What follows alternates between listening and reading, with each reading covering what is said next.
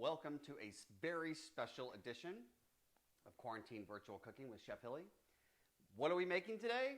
I'm going to teach you how to make challah. So, got everything ready to go. Why are we making challah today? Because my friend, Lori Cohen, threw the gauntlet down and says her challah is better than my challah.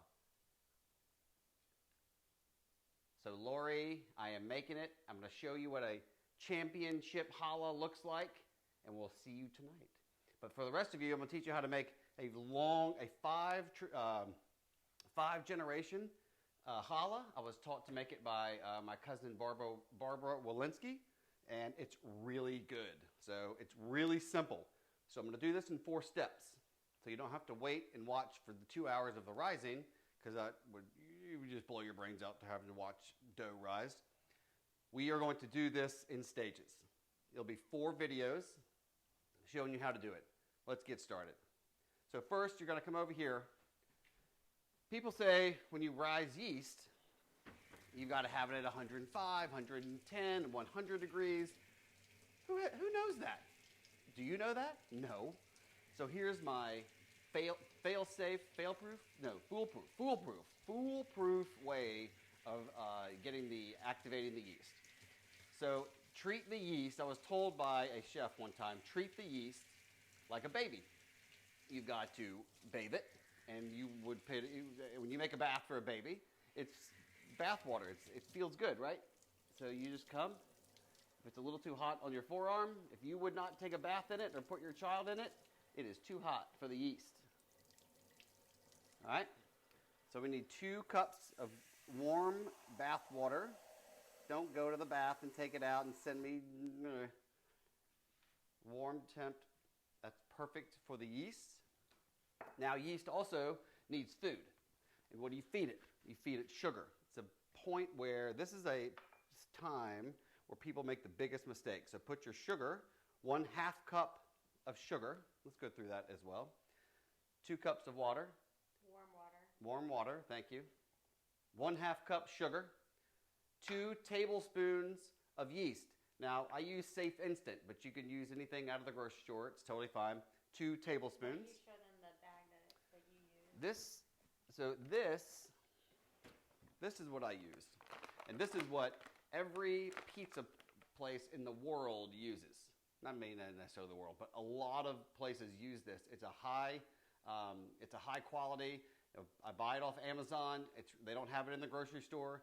Kind of have to buy a lot of it, but it's the best out there. If you just want to buy Fleischmann's, totally fine. It will work. All right? So what we're going to do is we're going to start to proof our yeast. So you added everything in there? You didn't add the yeast in yet? No, not yet.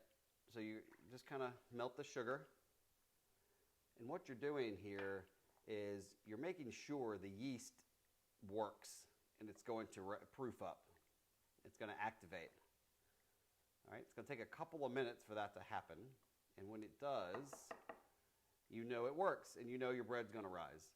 Because otherwise... Talk about activation because I don't know if everyone understands that. All right, so yeast is going to help it rise. But if it's dead and you're not sure, because it is a living thing, yeast, if it doesn't start to pop, you're going to see it. The sugar water, the yeast is going to eat on the sugar water. And it's going to start to kind of have little small explosions and then get foamy. If it doesn't do that, okay, it's going to take just a couple of minutes. But if it doesn't do that, then the yeast is dead. Got it. Right? So then people think, well, my bread's not rising. It's probably because your yeast has been sitting in the cabinet too long and it's dead. So it definitely needs to go. I know mine works. I know mine is active. So I'm going to go ahead and move forward, but just wait a couple of minutes. But we can show them what it looks like before you. Yeah, we'll wait. Well, we'll wait a couple minutes. We'll wait a couple minutes.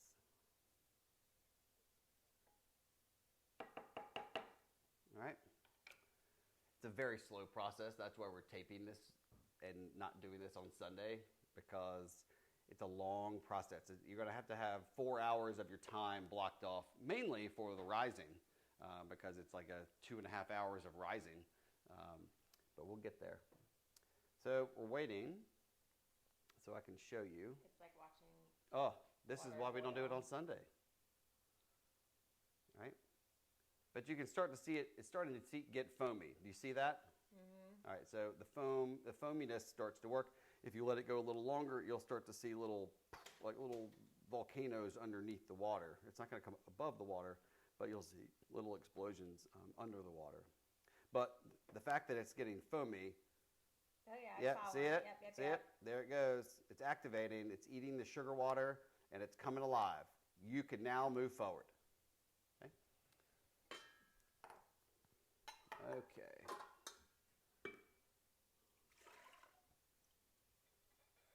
All right. That was the sugar, the That was water, the- and the yeast. You had 2 cups of sugar, half cup. No. Yes, I'm sorry. 2 cups of water, half a cup of sugar, 2 tablespoons of yeast. Now you are ready to go. Now what you're going to do now is take your 2 eggs, 2 whole eggs, crack it right in there. If you're comfortable doing it in the main bowl, go ahead and do it in the main bowl. If you're not comfortable cracking an egg because you may get a shell in there, then you can do it in a side bowl, if you like. Oh, there we go. All right. Then we got the half a cup of vegetable oil. Do not use olive oil. Do not, because it just comes out disgusting. I tried it one time. It's gross. Now, if you're diabetic, here's an interesting thing. If you're diabetic, okay, and you want to have challah, but you can't eat sugar, what do you do? What do you do, Michelle? What would you use to sweeten the water? Blend it. Nope. Honey. Honey, correct. So if you're diabetic and you want to make challah and you want to sweeten it up like we're doing, replace the half cup sugar with a half a cup of your favorite honey. Do agave. I don't know. I've never used it. I don't know. But I have used honey and it works perfectly. Because all you're really doing is adding the sweetness and activating the yeast. That's it. All right. We've got our 6 cups.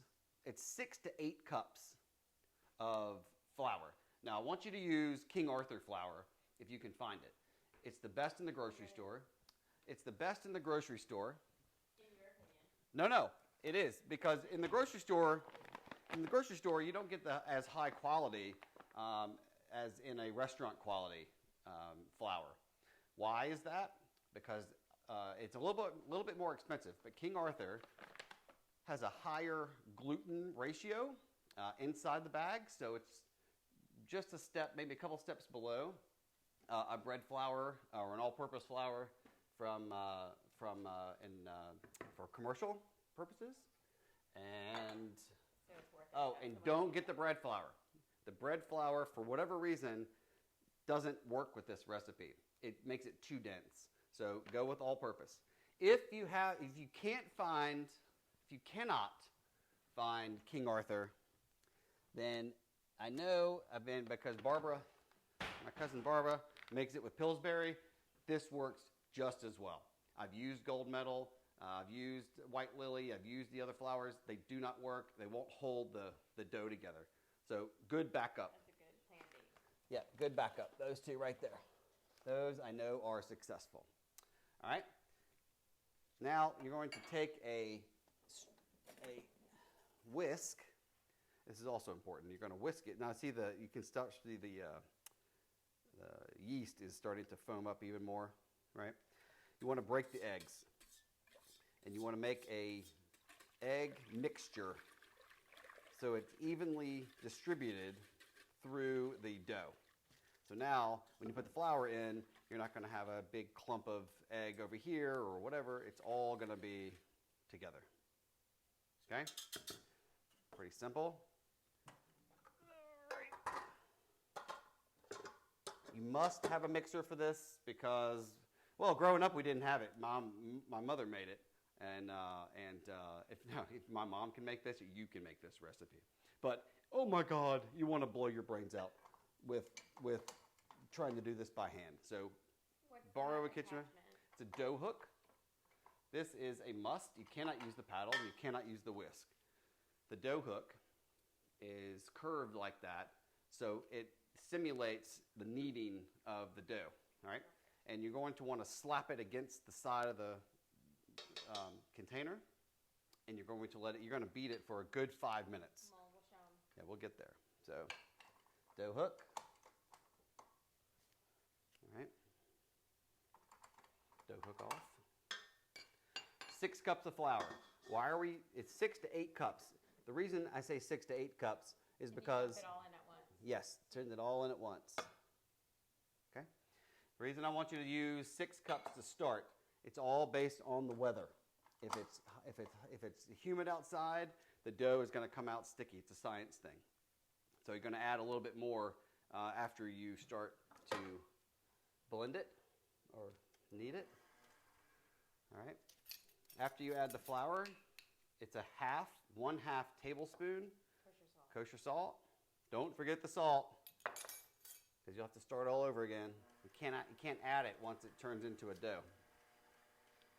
Okay, you want to start slow, because if you start it fast, it goes poof, and then your wife gets mad at you. And you start to speed it up, and as it gets incorporated a little bit, the flour gets incorporated, you just speed it up until it starts to turn to a dough ball, and then it's high speed for 5 minutes.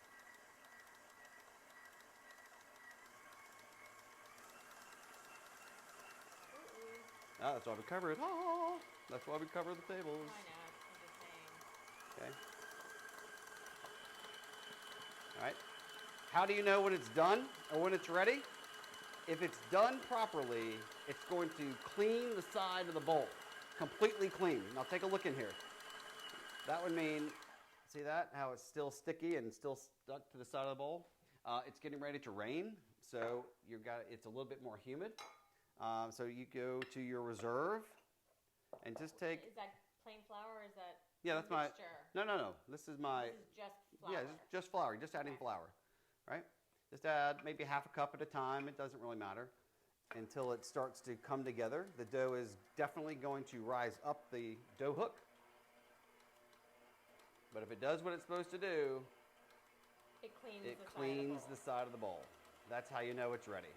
If it's still sticky, it doesn't have enough flour. So if you'll follow this recipe, it will tell you how to do it. I guess the more times you do it, the more secure you'll feel in your own. Correct. I can see this is going to be it, though. I've been known to be wrong before, but. And if it looks a little too dry, you just add a little bit more water.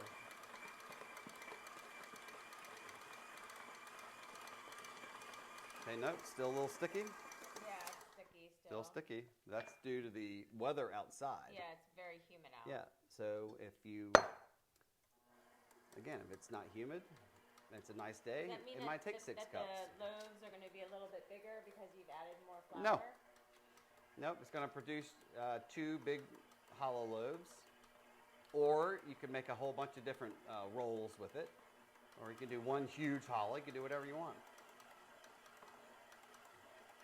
We're going to do 2. Yeah, we're making 2 today.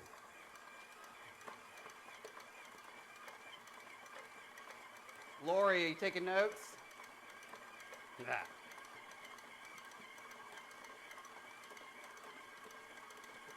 All right, so it's getting there. Still too sticky? Yeah, still too sticky. So I've reserved two cups of dough, 2 cups of flour. I only started with 6.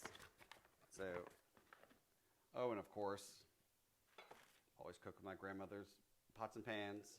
It's always good to keep her around. Okay.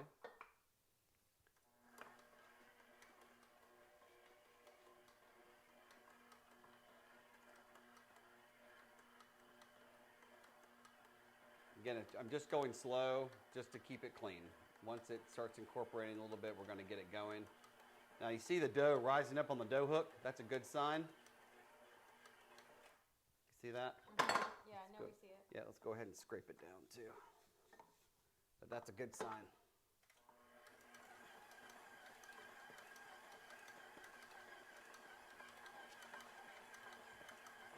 But if you think you're adding too much flour, don't worry about it, because again, it's going to tell you. How does it tell you? Cleaning the side of the bowl. Oh, yeah.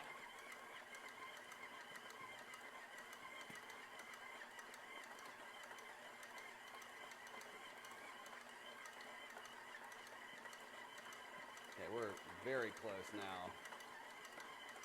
That is going to be good. We're a little bit, we need a little bit more flour, but let's see. Let's see what happens. Now hear that slapping noise? That you're developing, oh yeah, it's starting to clean the bowl. You're developing the gluten strands right now. This is where the bread is born. And you want it to slap against the side as hard as it can go, and on full speed. This is where your bread's going to hold together and not break apart when you start to bake it. You want to grow the gluten strands. So the gluten strands are like rubber bands. If they're loose, when you go to bake it, you're going to have holes and slits and cuts in your dough. But the more you beat it up, the strands lock together, okay, like rubber bands. And that's what's going to hold the bread together at stage one.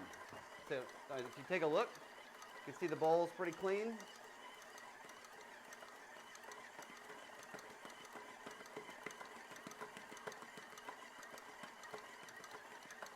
And let it go the full 5 minutes.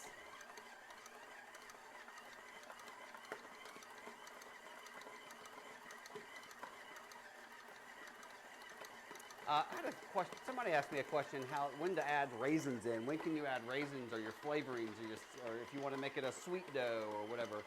When you add your flour, you're going to put your raisins. If you want to have a cinnamon sugar in there, if you want to have cinnamon sugar, go ahead and put cinnamon in the sugar with the yeast, and it'll have a cinnamon flavor to it. But it all goes in at first. At this point, it's done. You cannot add your raisins. You could add a topping of a sweet topping. Is it still sticky on the side? Yep, that's totally okay.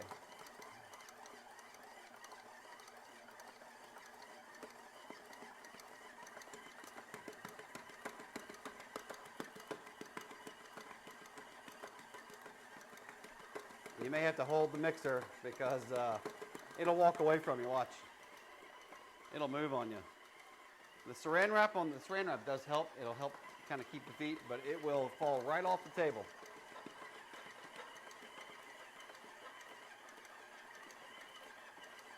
It looks like it's sticking more on the side. Yeah, that little bit of stick is okay. But it's basically the bottom. If you look in the bottom of the bowl, like that little side stick is different. But the bottom of the bowl is completely clean. You see how the bottom, the base of it is not sticky looking? Yeah. It's perfect now. And that, again, that slapping against the side, you want that to happen. And this is definitely a process.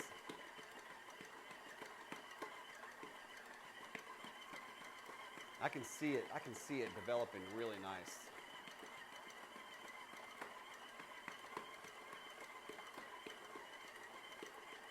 I can't cut corners on this one. I can't talk trash to Lori and then show up with a second place challah. Are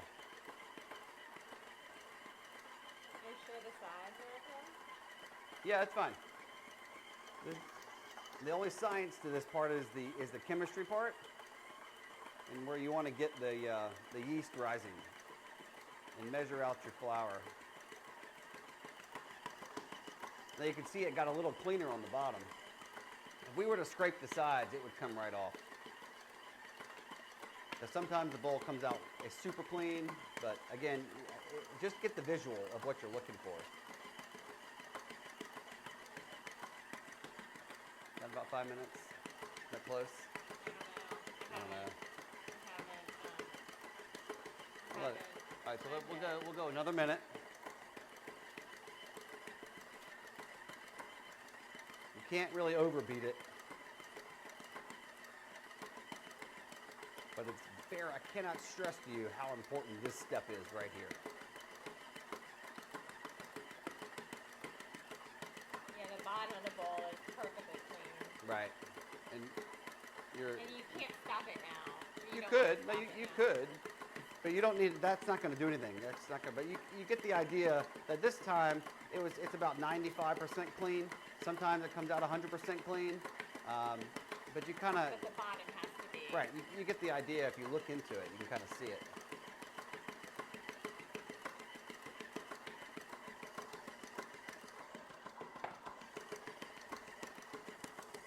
Okay, that's good. Oh yeah, that's good. And it's going to feel a little bit tough Let me clean up just a little bit.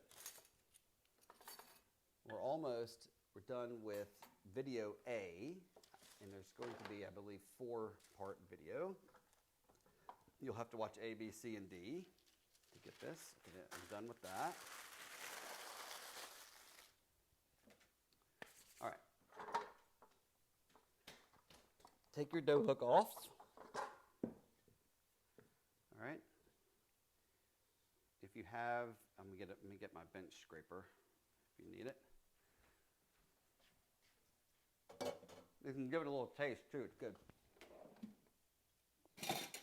Okay. If you have a bench scraper for dough, for bread, if you can get a flexible one, they're like 95 cents. Find them online or whatever. Okay. And you're going to get it all out of there. How good is this challah, Michelle? The best, really. Yeah, it's my girl. Good answer. Who's going to win tonight, Michelle? Say it. Who's going to win? You are. You dang Skippy, I'm going to win. Look at that. Oh, you can just feel it. Looks like a baby's tush, right? And you'll feel it because it's like springy. It almost feels like those memory foam mattresses. That's a great feel. Feel it. No. Oh God, you're a behind the camera wife. Yeah. Okay, now we're done. Okay, see how nice and what all I was doing when I was taking it and I was folding it under to kind of stretch it out to make it soft. Okay, we're almost to the end of video A. See that? Mm-hmm. Totally nice. Lovely.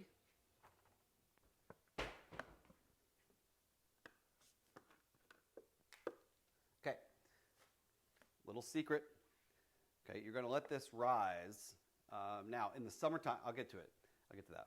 So I'm going to put just a drop of oil down. Why am I putting a drop of oil down, Michelle? It doesn't stick to the... Right, so when it rises, it'll rise and it'll be like a lubricant to go right through it. Okay, in the summer, rising is easy. If your house is cold for whatever reason, you're going to need to put it somewhere warm. You can put it in your oven on the lowest setting. Don't let it go over 110 though, it'll cook it. But in the summertime, you take this in a bowl, covered with a little oil in the bottom, go put it in your car. Leave it with the windows up in the car because it gets to the perfect temperature. It gets to be humid in there. You need to keep it humid in there. But you need to find a warm spot for this to rise. It's going to double in size. So what I do is, so it moves around kind of like a hockey puck. That's it. Now we're going to cover it. And we will be done with video 1 for 2 hours. You're going to let it double in size. This is also a step that cannot be overlooked. All right, this is where the time comes into play. It's going to rise. It's going to get double in size. How do you know when it's ready? This dough tells you the steps that you should be doing. You know it's ready when you come back in a couple of hours and you punch it down. See, look, right now it comes back at me. Can you all see that? Yeah. It springs back on. It springs back, not ready. When you do this in an hour and a half, 2 hours, and you push it, you're going to see it like deflate, slowly deflate, like a souffle. It's ready. That's when you know it is perfect and ready to go. Okay, I'm going to pause for a couple hours. Can you do slow motion? Maybe we'll try to figure out slow motion to show it rise. We could, yeah, I could figure that out. All right, so we'll see you in a couple hours.